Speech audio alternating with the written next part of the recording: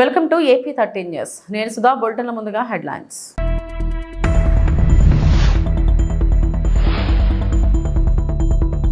ఉత్తరాంధ్ర అభివృద్ధి ధ్యేయం ముఖ్యమంత్రి చంద్రబాబు.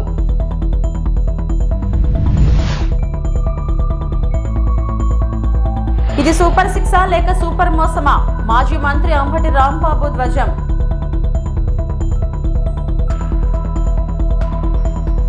భోగాపురం ఎయిర్పోర్ట్ అనుమతులు తెచ్చి పనులు ప్రారంభించింది వైఎస్ జగన్. తాను చేశానని చెప్పుకోవడంలో చంద్రబాబే సాటి. మాజీ మంత్రి గుడివాడ అమర్నాథ్ ఫైర్. వైకాపా 5 ఏళ్ల పాలనలో ఉత్తరాంధ్రకు తీవ్ర నష్టం జరిగింది. ఇక్కడ త్రాగునీటి ప్రాజెక్టులని మూలన పడ్డాయి. 800 కోట్లతో పుష్కర ఎత్తిపోతల నుంచి అనకాపల్లికి నీరు తీసుకొస్తాం. అది పూర్తయితే 2 లక్షల ఎకరాలకు సాగునీరు అందుతుంది. ఉత్తరాంధ్ర అభివృద్ధి నా ధ్యేయమని ముఖ్యమంత్రి చంద్రబాబు నాయుడు అన్నారు.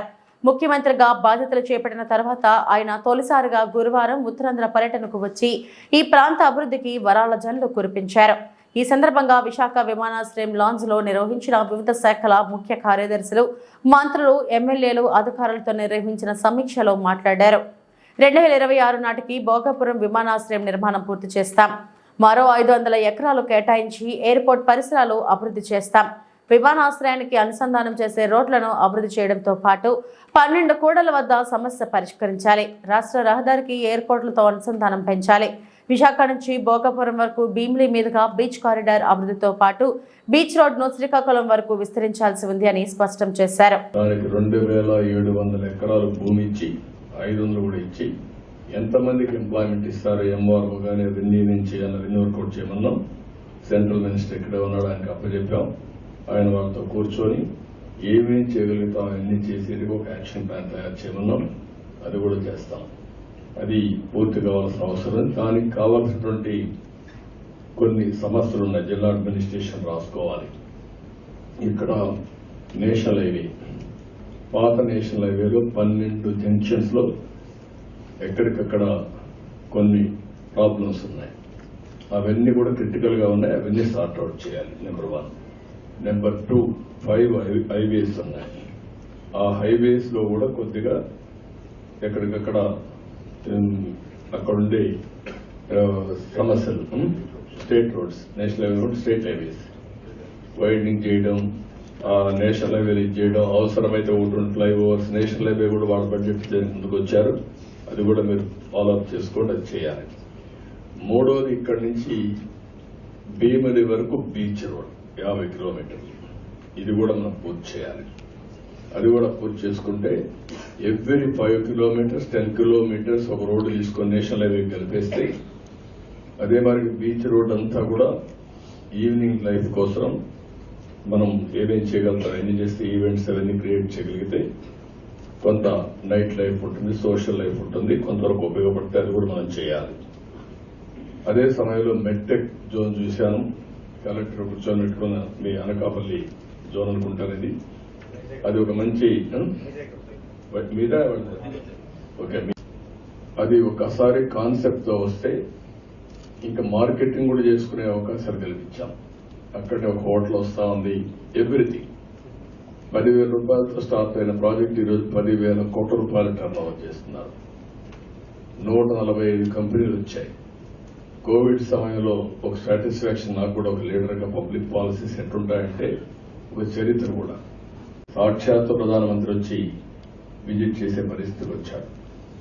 ఆ తర్వాత కావాల్సిన ఎక్విప్మెంట్ ఇక్కడి నుంచి సప్లై చేశారు.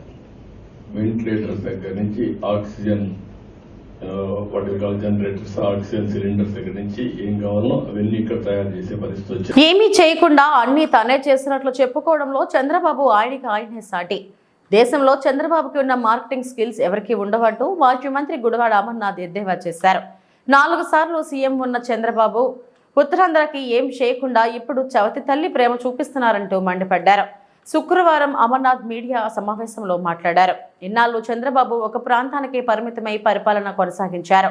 భోగాపురం ఎయిర్పోర్ట్ కి కావలసిన అనుమతులు అన్ని వైఎస్ జగన్ తీసుకొచ్చి పనులు మొదలు పెడితే ఇప్పుడు వచ్చి చంద్రబాబు అన్ని తానే చేస్తున్నట్లు మాట్లాడటం ఆశ్చర్యాన్ని కలిగిస్తుంది.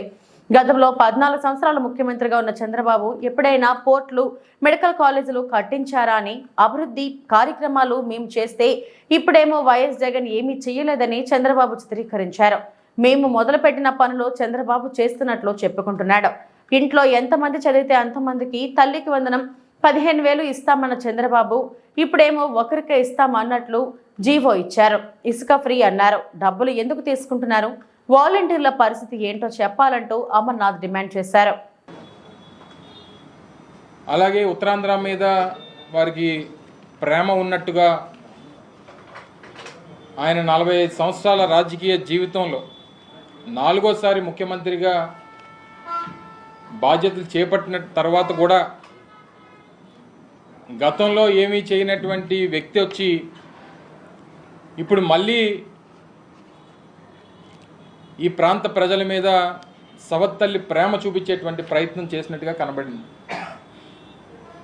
సహజంగా ఏ ముఖ్యమంత్రి అయినా గతంలో పనిచేసినటువంటి సందర్భంలో చేపట్టినటువంటి కార్యక్రమాల గురించో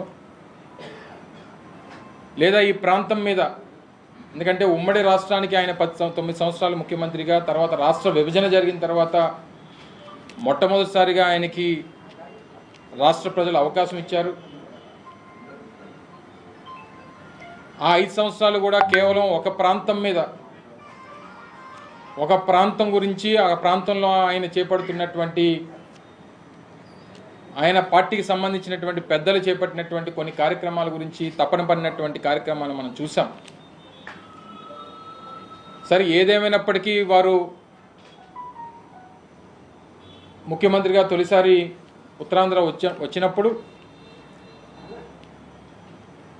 భవిష్యత్ కార్యక్రమాలు ఏంటి అనేటువంటివి చెప్పాల్సినటువంటి బాధ్యత,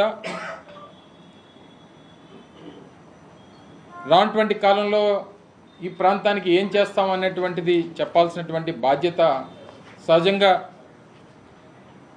ఉంటుంది. కాబట్టి అవన్నీ పక్కన పెట్టి ఇంకా జగన్మోహన్ రెడ్డి గారిని నిందించేటువంటి కార్యక్రమం, ఈ ప్రాంతానికి వైఎస్ఆర్ కాంగ్రెస్ పార్టీ ప్రభుత్వం గతంలో 5 సంవత్సరాలు ఏదో అన్యాయం చేసినట్టుగా వారు చిత్రీకరించేటువంటి ప్రయత్నం మనం చూసాం. ముఖ్యంగా అందులో Bhogapuram international airport, Bhogapuram international ఎయిర్పోర్ట్కి సంబంధించి 2019లో వైఎస్ఆర్ కాంగ్రెస్ పార్టీ అధికారంలోకి వచ్చేటువంటి సమయానికి 2200 ఎకరాలు ఏదైతే భోగాపురం ఇంటర్నేషనల్ ఎయిర్పోర్ట్కి సంబంధించి నిర్మాణం చేపట్టాలని చెప్పి నిర్ణయం తీసుకున్నామో,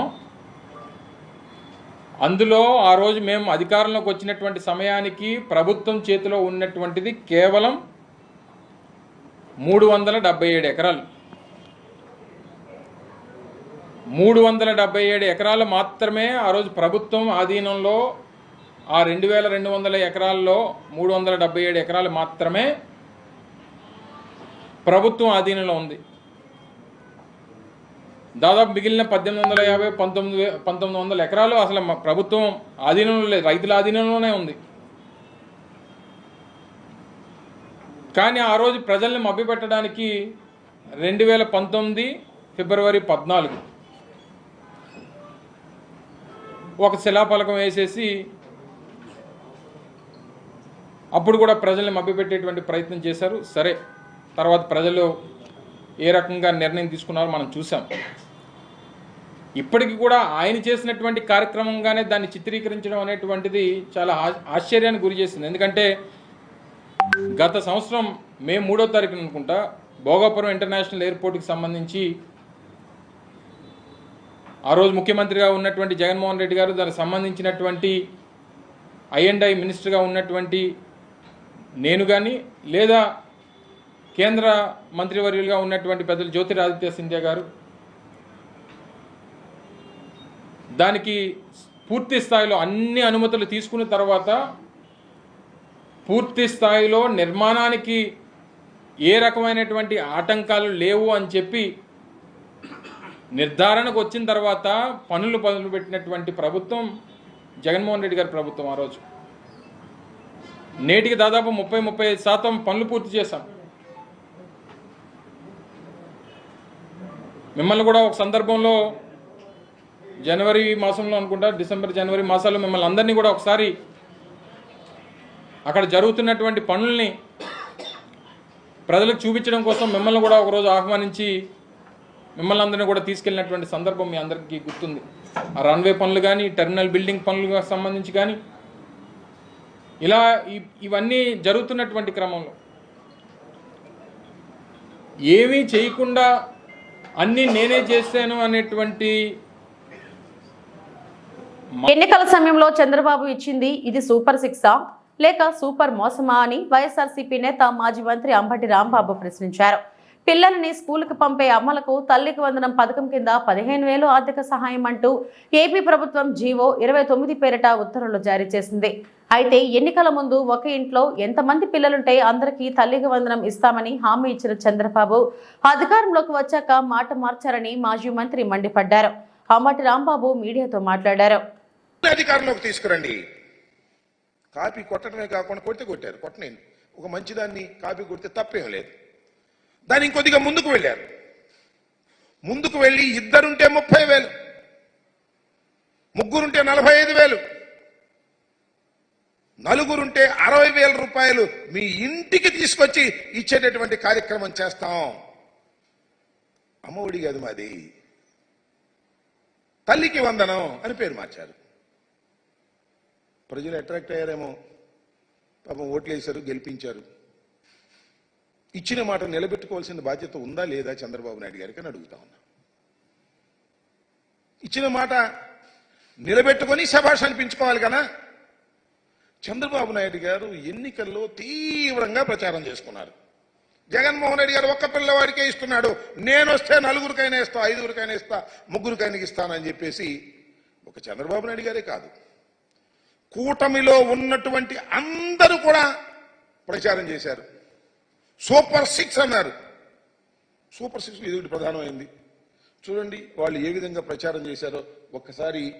అది వేయ మహాలక్ష్మి అని, మహాశక్తి పథకం అని చెప్పేసి కొద్ది పద్ధతి, మహాశక్తి తల్లికి వందనం పథకం కింద మీ ఇంట్లో ఎంతమంది పిల్లలు చదువుతుంటే వారందరికీ ఒక్కొక్కరికి ఏడాదికి 15,000 రూపాయలు అన్నారు. మళ్ళీ సూపర్ 6 అని వదిలిపెట్టారు. ఆ సూపర్ 6 ఒకసారి సూపర్ 6లో కూడా చాలా ప్రయత్నం చేశారు. సూపర్ 6లో కూడా కొద్ది పెద్దది. సూపర్ 6లో రెండోదే. ఆ సూపర్ 6లో చాలా పెట్టారు అనుకోండి. ఆ సూపర్ 6కి సంబంధించి యువతకు 20 లక్షల ఉద్యోగాలు, నెలకు 3,000 నిరుద్యోగ భృతి. సరే ఇస్తారో లేదో చూద్దాం. ఇది స్కూలుకు వెళ్లే ప్రతి విద్యార్థికి ఏడాదికి 15,000 రూపాయలు. మేమిస్తుంది ఏంటి జగన్మోహన్ రెడ్డి గారు? ఎంతమంది పిల్లలు వెళ్ళినా 15,000 రూపాయలు. కానీ మేము అధికారంలోకి వస్తే, కూటమి అధికారంలోకి వస్తే ఎంతమంది పిల్లలు వెళితే అంతమంది ఇంటూ 15,000.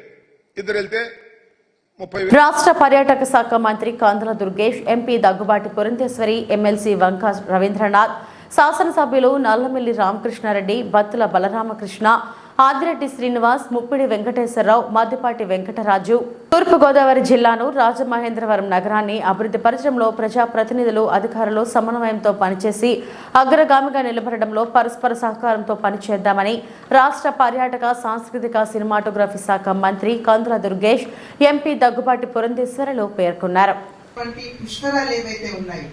దాన్ని దృష్టిలో పెట్టుకున్నట్లయితే కోఆర్డినేషన్ లేకుండా మనం పని చేయలేము అనేది నా యొక్క అభిప్రాయం.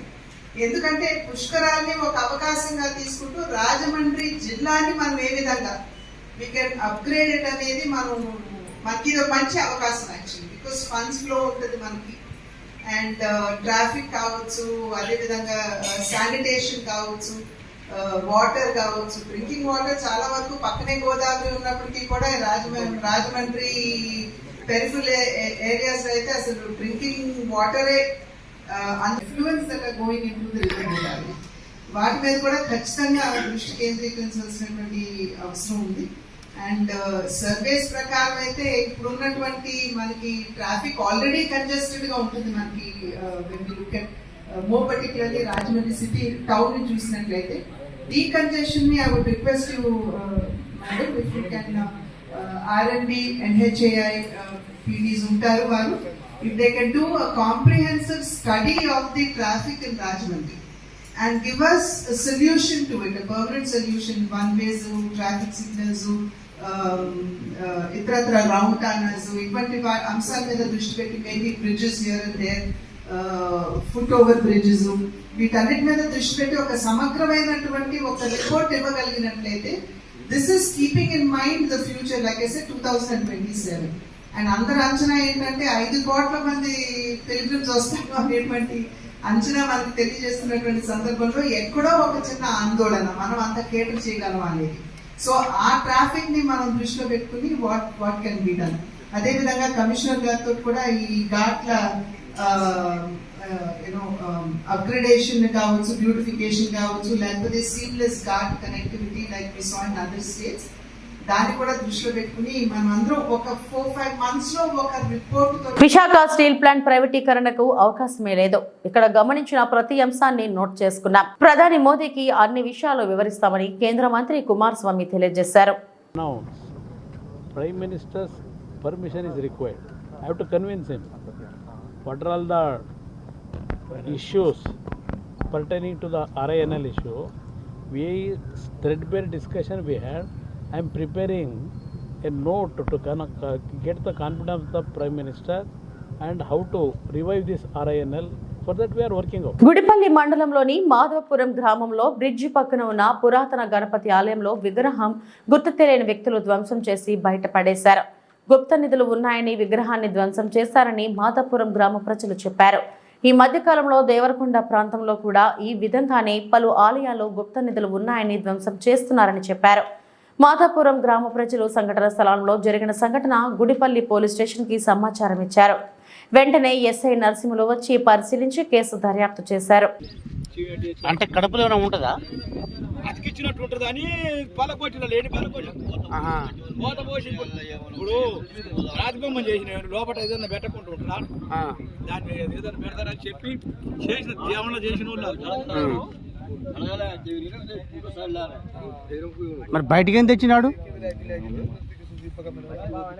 బయట చెప్పుంటే అలా మెసలు వస్తుంది దానికి పెళ్ళాను అలా దింపుతూనే వాడు రోజు దింపుతారు వద్దురు కదా ఊకలమ్మంటే అమ్మ ఎంత బయటికి ఏం తెచ్చిర్రు ఇల్లు? ఏం సంది కదా ఇది? ఎంత గట్టి కొడితే అది పేడు వెళ్ళాలి. అది గడ్డ పడుతుంది కూడా పడతలేదు.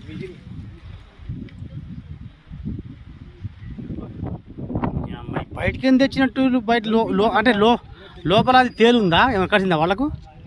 ఏం కట్టిందమ్మా? ఎవరు కావచ్చు వాళ్ళు? 5-6 ఒక్కరు ఇద్దరు కాదు అదే ఒకరికి ఇద్దరు గత గిద్దరు గుడి లేదు మనకు.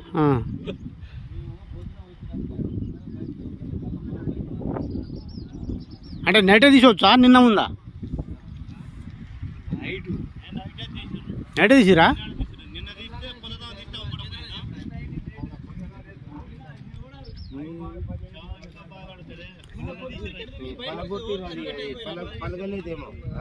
దాన్ని పెట్టి దాన్ని కొట్టిర్రు కూర్చొని పెట్టిర్రు అలాగే ఎత్తుకోపోదామని అంత పలగొడదామని లోపల ఏముందో ఎత్తపోదామని వాళ్ళు చూసి కొడతారు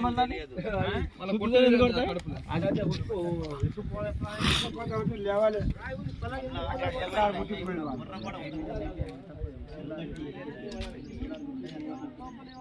సిమెంట్ రాయని ఏం కనబడలేదు మనం కనపడుతుంది కానీ వాళ్ళ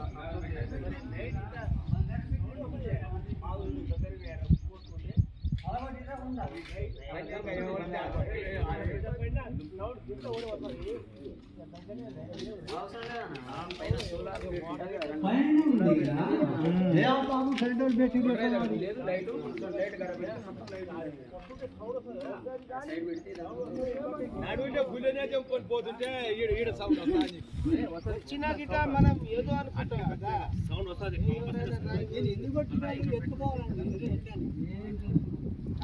వాళ్ళు ఎవరో మరి కానీ సౌండ్ కంపల్సరీ వస్తుంది. గింత వస్తుంది.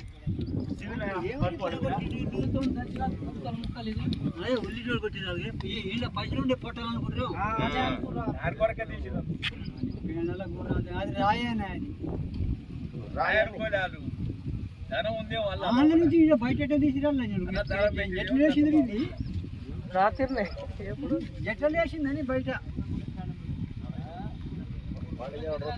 ఈ రోజు జైపూర్ మండలంలోని నర్వగ్రామ్లో నిర్వహించినటువంటి కార్యక్రమంలో యూత్ భవిష్యత్ ఎలా ఉండాలో రామగుండం కళ బృందం జైపూర్ ఎస్ఐ శ్రీధర్ మాట్లాడుతూ గంజాయికి, పేకాటికి, త్రాకుడికి అలవాటు పడి జీవితాన్ని నాశనం చేసుకోకూడదని వివరించడం జరిగింది.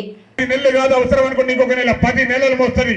10 నెలలు మోసేటప్పుడు ఆ తల్లి కష్టం ఎంత ఉంటుందో తెలుసా? ఒక్కసారి తల్లి కష్టాన్ని మనం నెమరు వేసుకున్నాం ఒక పాట ద్వారా.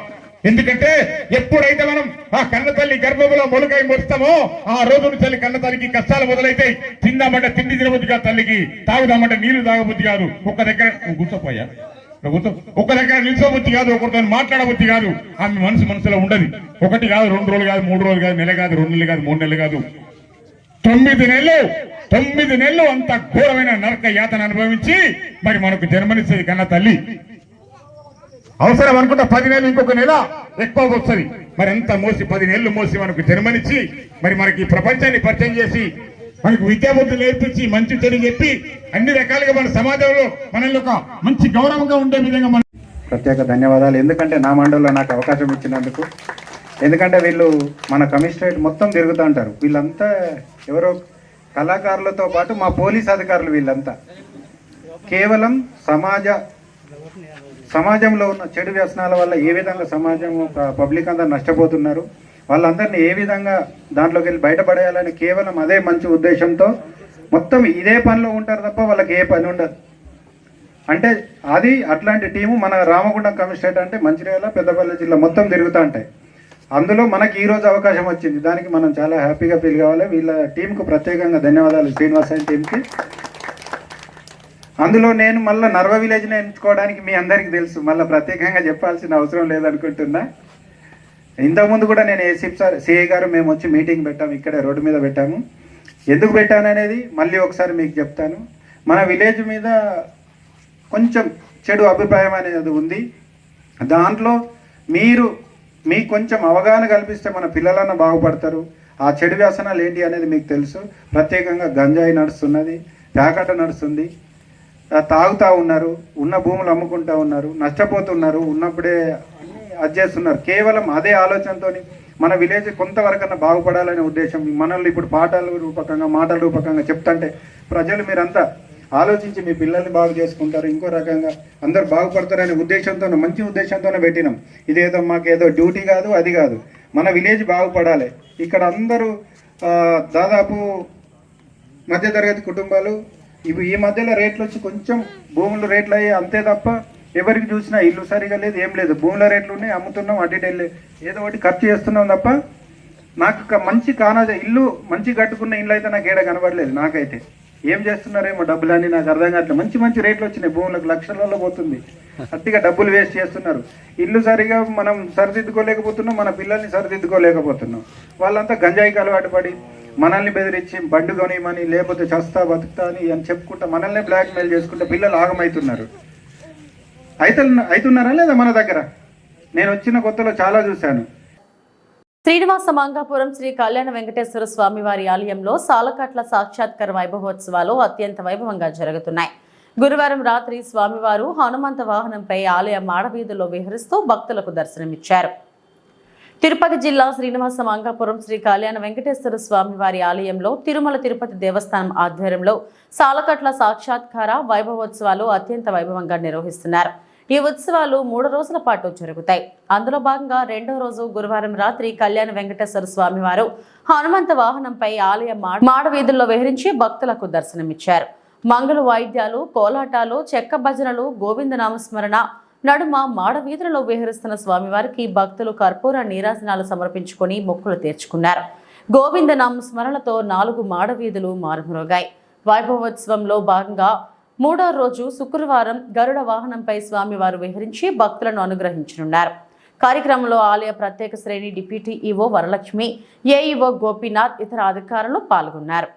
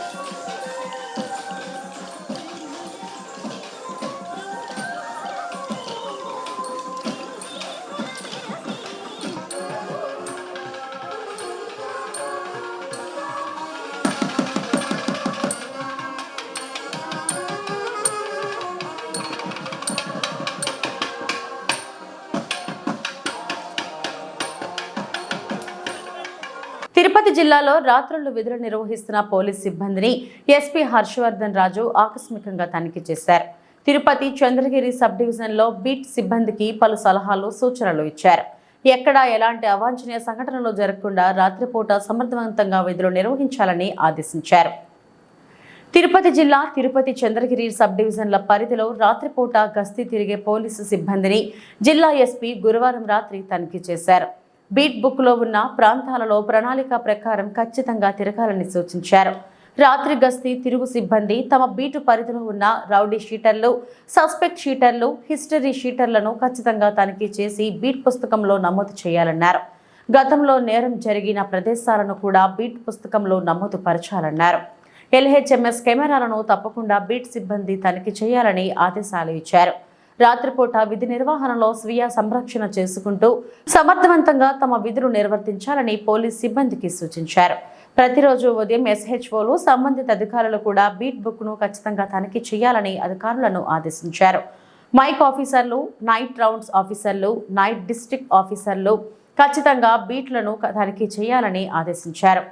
ఈ కార్యక్రమంలో శాంతి భద్రతల అదనపు SP Kulasekhar, DSP Ravi Manohar Achari, traffic CIలు నర్సింగప్ప, రమణ కుమార్, SIలు, పోలీస్ సిబ్బంది మరియు స్పెషల్ పార్టీ పోలీసులు పాల్గొన్నారు.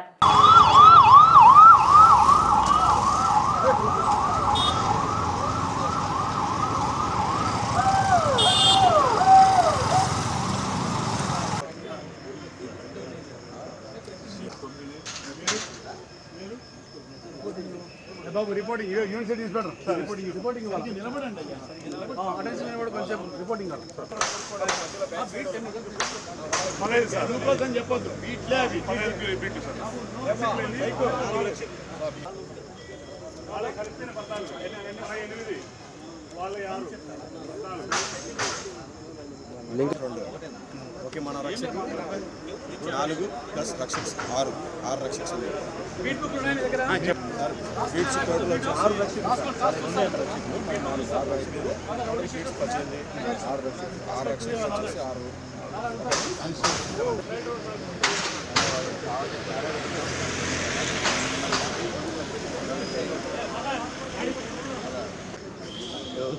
అదే ఈస్ట్ వాళ్ళు ఇక్కడ మా తమ్ముడు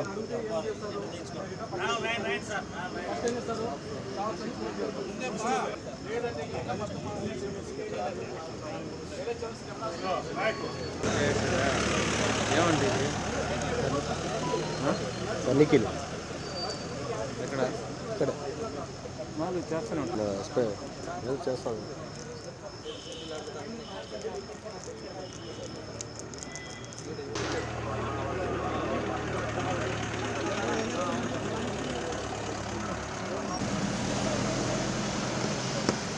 Seaman, 18 night beats, 6 Rakshak, 16 special party, and 9 round officer after election ke authorized Seaman.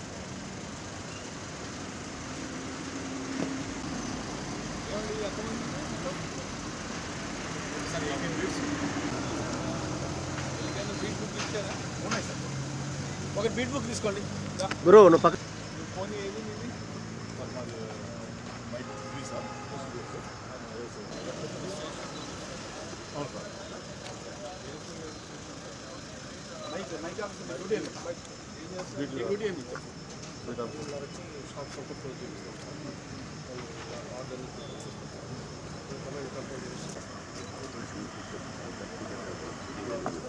చెప్తాను అయిందా చెప్తాను